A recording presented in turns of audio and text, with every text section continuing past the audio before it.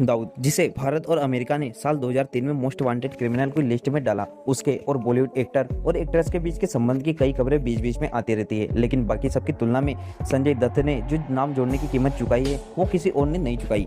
दोस्तों, संजय दत्त के बारे में कहा जाता है कि इनका दाऊद के साथ बहुत गहरा याराना था, बल्कि दाऊद संजय दत्त को प्रोटेक्शन भी देता था। लेकिन क्या ये बात सच है, और यदि सच है तो इस सब की शुरुआत आखिर कहां से हुई, जानेंगे आज की इस वीडियो में।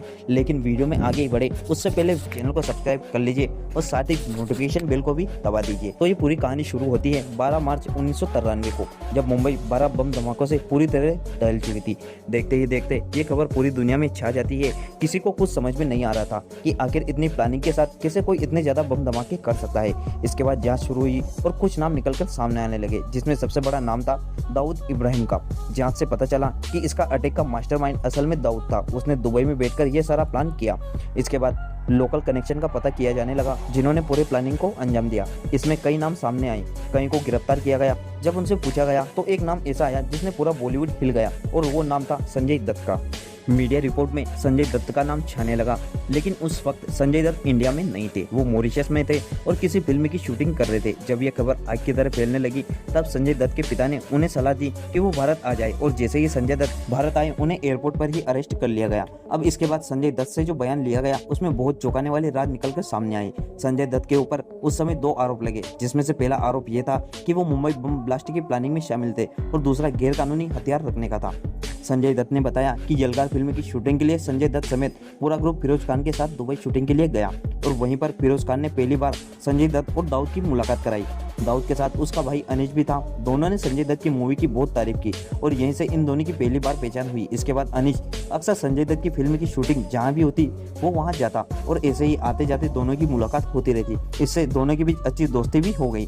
अब यदि आपको लग रहा है कि अनीश ने ही AK-47 संजय दत्त को दी होगी, लेकिन ऐसा नहीं। संजय दत्त ने बताया कि समीर और हनीफ कड़ावाला ने सनम मूवी प्रोड्यूस की थी, और संजय दत्त भी इस मूवी में थे, इसलिए वो बार बार संजय दत्त से डेट लाने के लिए जाते थे।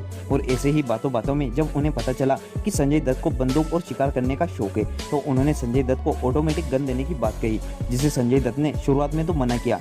लेकिन हनीफ ने जब बार बार ये बात कही तो संजय दत्त का मन भी फिसल गया, और एक दिन हनीफ को बंदूक के लिए कह दिया। बस फिर क्या था, कुछ ही समय बाद हनीफ और समीर रात के समय संजय दत्त के घर पहुंचे। उनके पास AK-47 बंदूक थी, लेकिन उसके साथ एक और व्यक्ति भी था जो आगे चलकर भारत का मोस्ट वांटेड आतंकवादी बना। वो था अबू सलीम। ये तीनों गाड़ी से उतरे और संजय दत्त को बंदूक का जखीरा दिखाया। संजय दत्त एक ही बंदूक लेना चाहते थे, पर उनके पास 3 राइफल भी थी। संजय दत्त के मना करने पर भी उन्होंने कहा कि आप ये अभी रख लो, फिर कभी हमें जब जरूरत पड़ेगी तो हम ले जाएंगे। और संजय दत्त एक कपड़े की में बंदूक लपेटकर अपने घर ले जाते हैं। इसके बाद ये तीनों अपने घर चले जाते हैं। संजय दत्त ने यह भी बताया कि उनके पास बहुत सारे ग्रेनेड थे, और उन्हें भी वे संजय दत्त को देना चाहते थे, लेकिन उन्होंने मना कर दिया। संजय दत्त हालांकि अच्छी तरह से जानते थे कि इस तरह के हथियार रखना पूरी तरह से इल्लीगल है। यदि वे पकड़े गए तो इस पर सजा भी हो सकती है, लेकिन इसके बावजूद संजय दत्त ने उन्हें अपने घर में रखा। अब बात तब तक तो ठीक थी जब तक कि ब्लास्ट नहीं हुआ, लेकिन जैसे ही ब्लास्ट हुआ तो उसकी जांच शुरू हुई, और हनीफ और समीर के नाम सामने आने पर इन्हें अरेस्ट कर लिया। और जब इनसे पूछताछ की गई तो संजय दत्त का नाम भी सामने आया। संजय दत्त चूंकि उस समय भारत में नहीं थे, इसलिए पुलिस उनके घर जांच करने के लिए गई, लेकिन कुछ खास नहीं मिला। संजय दत्त को यह सब पता चल चुका था, इसलिए उन्होंने अपने एक दोस्त को फोन पर सबूत मिटाने के लिए कहा, लेकिन इसके बावजूद पुलिस को कई अहम सबूत और गवाह मिल चुके थे जो संजय दत्त को गुनहगार बता रहे थे।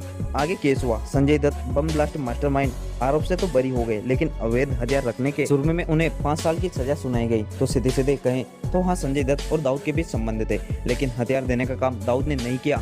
फिलहाल तो रिकॉर्ड में दर्ज है, उससे तो यही पता चलता है। अब आपका इस बारे में क्या कहना है, हमें कमेंट करके जरूर बताइए।